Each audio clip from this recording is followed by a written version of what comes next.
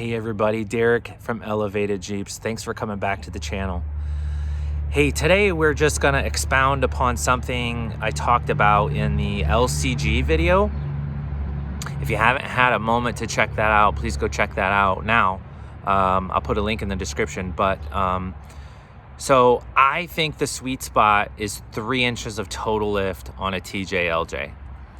And I'm gonna show you here behind me why. But and again, that's, I believe, a 2-inch coil and a 1-inch body lift. So the name of the game is to fit bigger tires under your rig, right?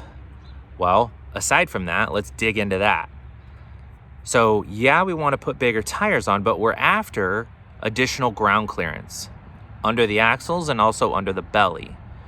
So in a shorter TJ, obviously, you know, that's, well, I guess a longer, an LJ, you know, your belly is going to become an issue. So you want to keep that tucked up as tight as you can. And of course, there's companies out there that make, you know, belly kits and all that. So we're going to look at that. I mentioned with the 2-inch lift, you know, you don't have a lot of the, you know, you may not need a slip yoke eliminator. You might not need, you know, adjustable control arms and just real fancy suspension. Could be a good entry-level kit. But in my case, I have 3 inches here behind me on 37s. Now, of course, I'm highlined front and rear, but I ran the same combo with 35-inch tires, and it was great with factory fenders, of course. But so we're going to look at the blue LJ, and then we're actually even going to look at the white LJ that just came in. It's got a 4-inch lift. So let's look at this in detail.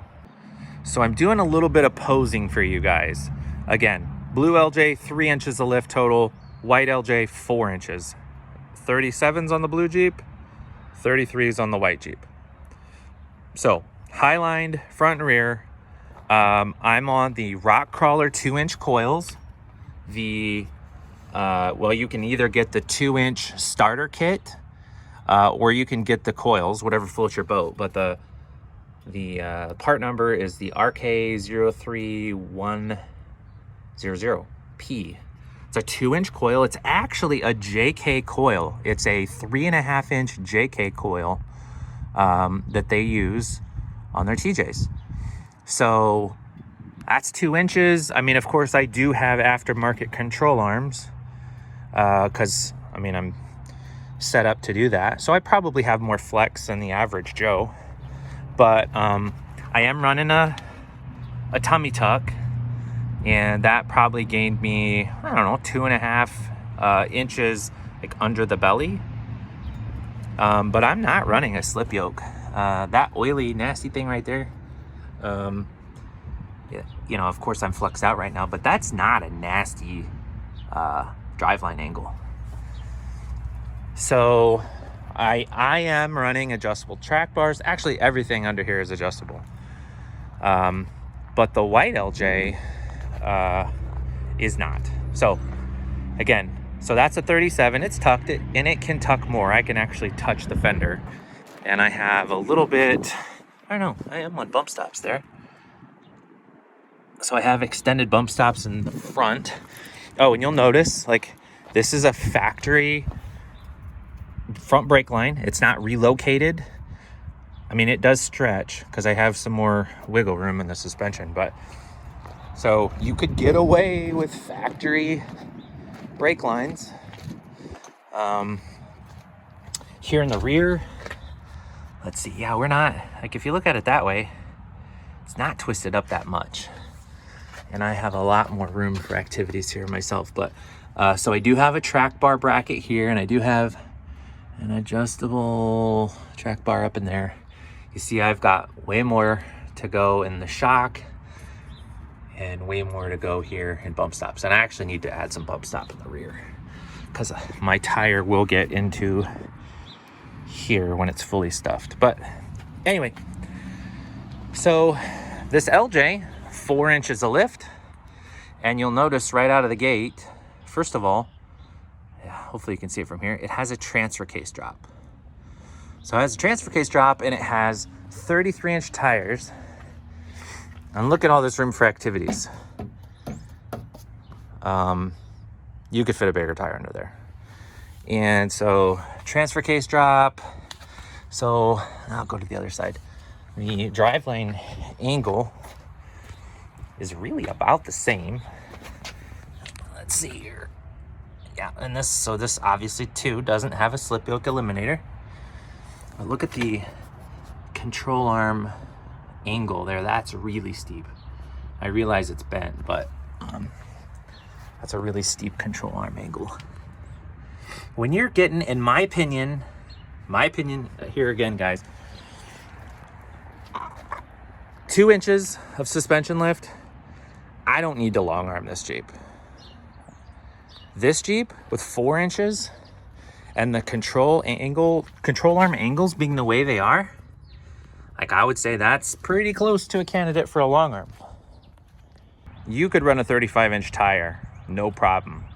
And as you see here, if you highlined it, maybe even just put like an aftermarket set of flat fenders on, that's a 37-inch tire in my opinion, again. So 4 inches of lift, 2 inches of suspension. Okay, so the ground clearance, I should have brought a tape measure. So yeah, you're on bigger tires, and so you are getting more ground clearance under this front differential than stock. And obviously this Jeep over here is going to have even more, even though it's got a 44 and it's hanging down farther, but the bigger tires really help. But by putting in that transfer case drop, you're kind of losing out on some ground clearance, important ground clearance. So on an LJ, my opinion is you don't necessarily need that slip yoke eliminator. On a TJ, and all Jeeps are different on their suspensions, but a TJ, you may be able to get away without the drop, a 2-inch lift, and no slip yoke. Some guys have success. Some guys say you have vibes. So you just gotta see what works for you. I'd put it in without the slip yoke first and just see how it is. I mean, you're gonna of course get better performance out of that slip yoke and the CV rear drive shaft. And then with the TJ, by doing that slip yoke and the drive shaft, you can tuck the belly up even farther. So on a TJ, I could not have done this amount of lift, tummy tucked it, and not done a slip yoke. I mean, that short little drive shaft, my ankle would have been pretty severe. But for me in this Jeep, it works. So anyway, the sweet spot, oh, sorry, let me back up. So that 1-inch body lift, what you do there is really all you're doing is allowing room for you to tuck this all up in there. So, you know, here's that 1-inch body lift. It's yucky looking. There's a better looking one. So, yeah, just extra room to tuck everything up in. When you tuck the belly, you always want to do with a 1-inch body lift. You have to do a motor mount lift as well, because if you think about it, you're the center point of the motor, the fan comes out, you take the body up, your fan shroud is going to be rubbing on the fan. So that's what that 1-inch motor mount lift does for you. And then that just helps with the angle as well. So anyway, yeah, there's the sweet spot in my opinion. Rock Crawler, Pro Comp makes a 2-inch coil, which I have used. Rock Crawler, of course, has a 2-inch coil, and I think that might be it. Rough Country has a 2.5. But yeah, these things, gosh, you guys, I really, really like these. They're Slinkies, which I think I've talked about before. So anyway, I guess that's it on this video. Had some comments and questions about how that works, so here we are. It works for me. You can run this combo on a 37 or a 35. Maybe a bigger tire if you bump stop it accordingly. So anyway, guys, signing off for now. Again, thank you for your support. we're really excited to start working on this one, and stay tuned for that. And lastly, well, nothing's really happening here with this thing. We're just waiting on paint. We do have, my son has the dash all torn apart.